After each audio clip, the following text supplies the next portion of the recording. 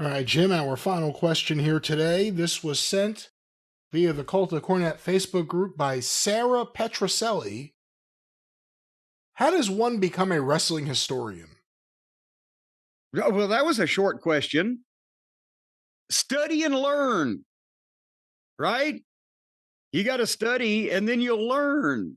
Well, no, I don't think Dave's saying that's about being a historian. That's about knowing now.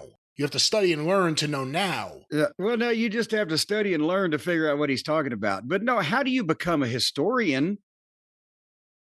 Seek out the history, study it, flesh it out, put things together.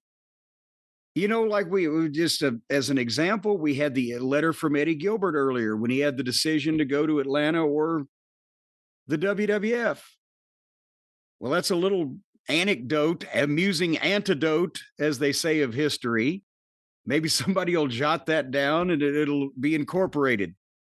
But how do you be a historian of anything? You get familiar with the subject. You start to want to learn more about the people involved or the things that happened, and then read the books and start, looking for old programs or going into the newspapers or whatever the fuck you need to do. I mean, is there a course in historianing where you can learn how to be a historian, or do you just have to kind of pick up and run with it? You got to know your stuff about something.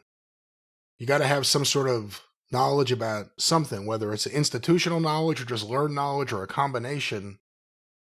You have to be able to talk chapter and verse about a subject and be able to just stop and think about it and get other thoughts about it. And you get that by studying past history stuff. Wrestling's a little tough. I mean, now if there's not 1,000 different wrestling books right now, it has to be close to it. Oh, there's more than that. And see, that's the thing is the last 20 years ago, before all the newspapers.com, you had to actually go to the fucking library. Even less than 20 years ago, I went to the library with John Cosper, but you had to go to a library in a town and research that shit, or you had to find old phone books or whatever. So there were no, even the books and notes and things that I had were by no means complete. You had to commit a lot of that to memory and know dates or know where people went or what they did. And because wrestling was everywhere for so long with so many people involved, there was always surprises. And you're always like, oh, shit, I never knew that happened.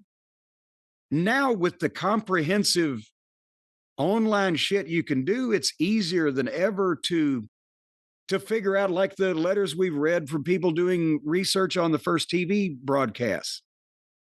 It's easier than ever to do the research on what happened, but you still got to have the knowledge of the people involved, the wrestling business in general, to put the pieces together as far as why it happened or what caused it. And that's where you need to know the subject. Yeah, you have to also be able to, if you're researching things and you bump into things, you have to be able to recognize what something is and what it could be. Sometimes you look at old programs. It's one of the reasons I love old programs. You'll see what seems like a innocent line in there, but if you kind of know who they're alluding to without saying the person's name, you realize, oh, they're taking a shot at the opposition. Or this is right after this happened. So, just one thing builds upon another, and luckily with wrestling, there have been a lot of really great historians who have gotten a lot of stuff out there, and there's a lot of research that still isn't out there. But if you're interested in researching it, you should. There's convention. The conventional wisdom would be that the Fabulous Fargos, when they hit Tennessee in 1957, became the, blazing hot tag team at every market. They worked like 6 weeks in Memphis, and Jackie and Don weren't the team in Memphis that was the Fargos for like 3 years, because they were taken to the other end of the territory because Memphis had just been taken over by Goulas and Welch, and Birmingham was a bigger, more successful town. And then Don went wherever Don went. Jackie and Joe Fargo. Joe, the forgotten Fargo brother, I think it was Louis Tillette with bleached blonde hair. They made Memphis before Jackie, and then Jackie and Sonny before he was Roughhouse. And then they brought Don in a few years later. And you would never think that had happened that way, but it was, if you uncover the lineage, it was odd. So Memphis was the last town in the Tennessee territory that the Fargo brothers appeared regularly and got over in. Jackie was already a babyface. And that's interesting to 7 people. My favorite heel nickname for a babyface is calling Roughhouse Fargo Nuthouse Fargo.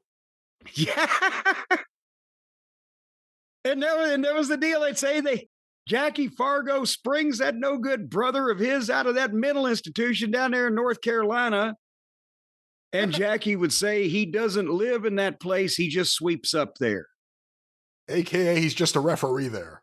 Yes, AKA he's working for Jim Crockett. But every summer, Roughhouse would take about 3 weeks off for between 67 and probably 73 or 4.